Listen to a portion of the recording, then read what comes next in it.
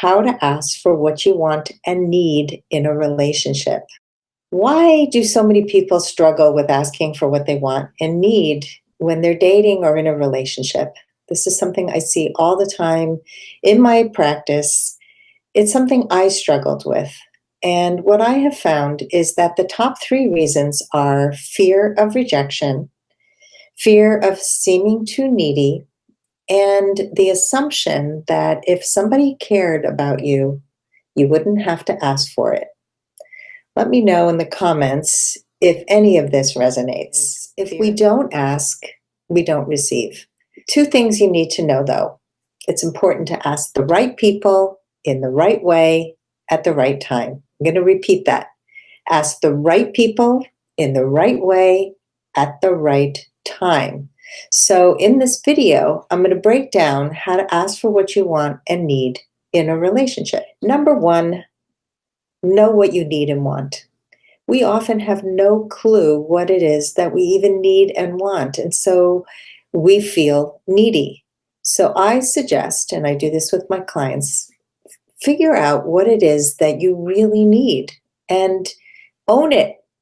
Own it. If it's, let's say, for example, I need space. I need quiet time. That's a need of mine. If I don't get quiet time or if I don't get sleep, I'm a mess.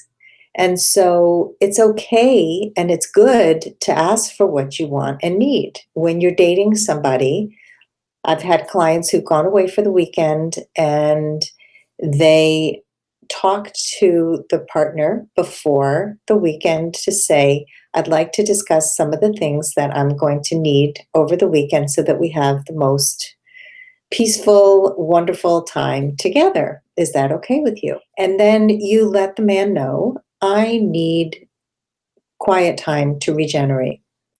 And what that looks like is I probably would need maybe an hour-ish a day to just be quiet in the room, maybe reading or go for a walk, whatever it looks like to you.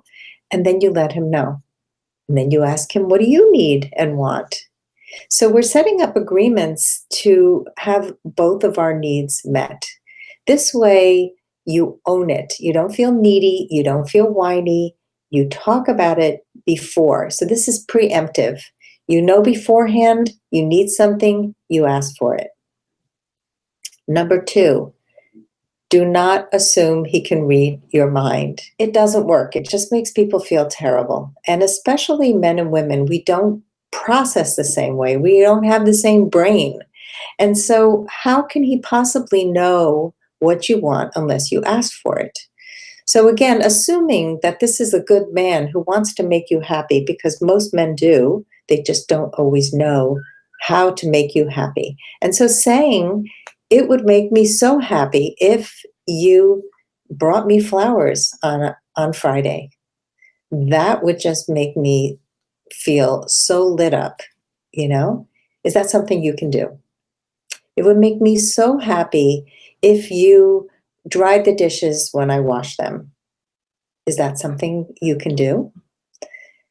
Simple, right? But if we don't ask, we don't know. And when he goes to watch TV after dinner and you're there stuck doing the dishes and you haven't asked, you get resentful. Number three, make sure it's a good time to talk. When you're talking to anybody, check in, but especially with men. Is this a good time? If you are talking to a man who is not focused, who is not ready to hear you, he will hear nothing and you will be frustrated and you will think he doesn't care about you. So if he is in the middle of a task, he will not hear a word you say. Even though he may look like he's hearing you, he will not hear. Is this a good time to talk? And if he says, you know what, it's not a good time. And then you say, well, when would be a better time? You don't just let it go. Number four, make a direct request. When it is a good time, be direct. Don't beat around the bush. Don't be passive aggressive. Be direct, be kind, and speak in a way that connects. And, you know, I'm telling you these points, and it is obviously not as simple as just do it. Being direct in your communication is a practice. It's a practice that gets better with time, but you need to practice it. And so I suggest you practice it with everyone in your life, not just men that you're dating or men you're in a relationship with. Practice it with the safe people in your life, with your children if you have them, with your parents, with your friends. Be direct. With the right partner, he's going to go out of his way to try and make you happy. And with the wrong partner, his needs are going to come before yours. He's going to put you down. He's going to tell you that you're too needy. He's going to tell you you're too sensitive, you're too something. And that is a big red flag. So if you speak up and your needs are still not met, it's probably time to walk away and find somebody who will honor you and who will respect you for asking for what you want.